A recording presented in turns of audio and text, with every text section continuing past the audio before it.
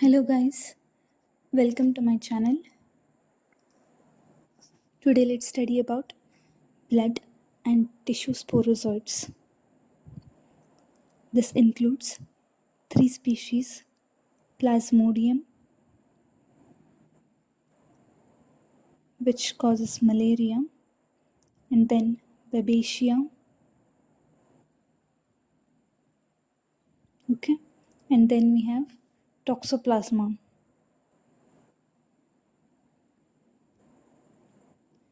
In Plasmodium, the life cycle goes like sporozoite, trophozoite, schizont, and gametocyte. Let's see the sequences of all life cycles. First, babesia has sporozoite, which is the infective form. In blood, it gets converted into trophozoite and gametocyte. Just 3 phases. Toxoplasma is a bit different. Sporulated cyst is the infective form, and then it converted into sporozoite. Tachyzoite, not trophozoite, it is tachyzoite and bradyzoite. Coming to Plasmodium, 2 important species, Plasmodium vivax. The infective parts are sporozoite. In toxoplasma, it is sporulated cyst is the infective form. Coming to Plasmodium, the 2 important species we have is Plasmodium vivax and Plasmodium falciparum.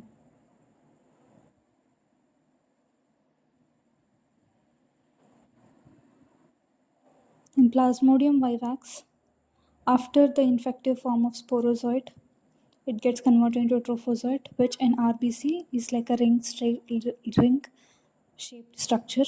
In falciparum, it is a double ring structure, or it can be the ring attached to the RBC wall structure, which is called as a cole.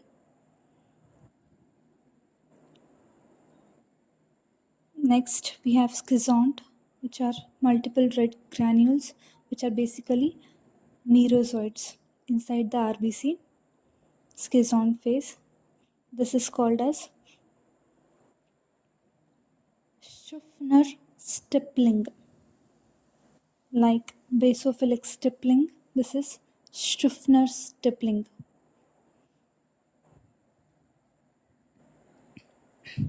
These are nothing but merozoites. Merozoites, half of them get converted into gametocyte. In vivax, I am speaking in vivax, half of them convert into gametocyte, rest half of them into hypnozoite. Hypnozoite, they go in liver and they remain silent for years and relapse when the immunity is reduced below normal. So relapse chances are high in Plasmodium vivax malaria. In blood, we don't see schizont structures in RBC. In case of falciparum,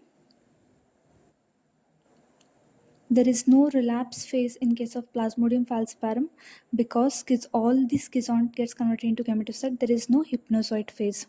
Gametocyte, they are having nucleus, okay, in the RBC. In case of falciparum, it is a banana-shaped RBC with a nucleus in it. Next, coming to treatment. Hydrochloroquine along with the primaquine is given in Plasmodium vivax infection, and artesunate is given for falciparum infection. Before giving artesunate and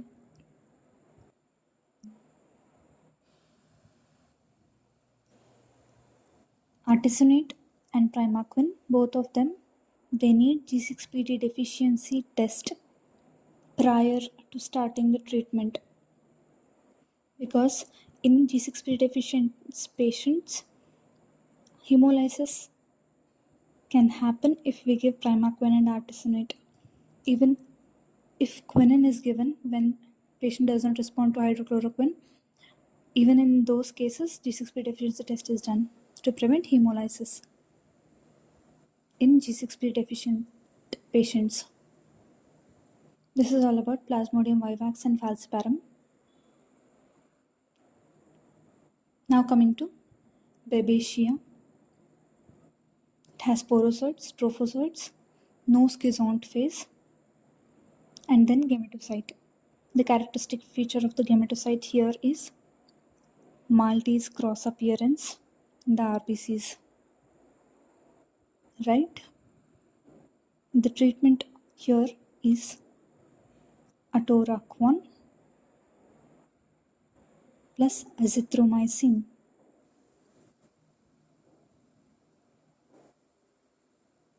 Babesia has sporozoite as infective form when converted trophozoite gametocyte. Okay, that is a diagnostic form. Now coming to toxoplasma, sporolysis is ingested by cat feces contaminated food, gets converted into sporozoite in the gut and tachyzoite in the blood and bradyzoite in the tissues. Remember, cross mnemonic, blood has tachyzoite BT, whereas tissue has bradyzoite TB. This is a cross mnemonic. Now, which is easier to do? Test blood or tissue? Blood, of course, right? So, peripheral blood smear is more preferred than tissue biopsy, where we can see a tachyzoid with an absent flagella.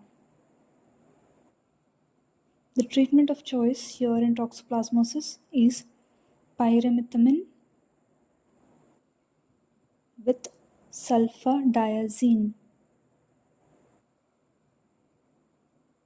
Pyrimethamine with sulfadiazine, except in pregnant women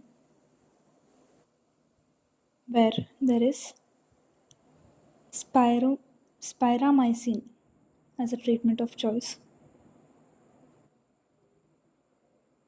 In both pregnant and non-pregnant cases, we give leucovorin along with the main treatment to prevent bone marrow suppression.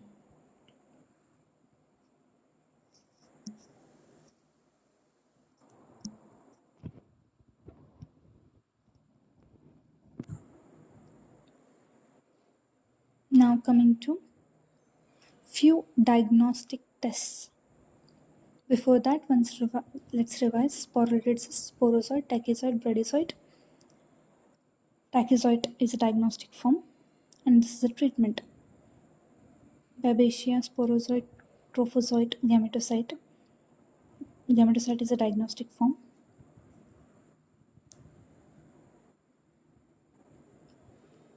Treatment is atoraquone and azithromycin.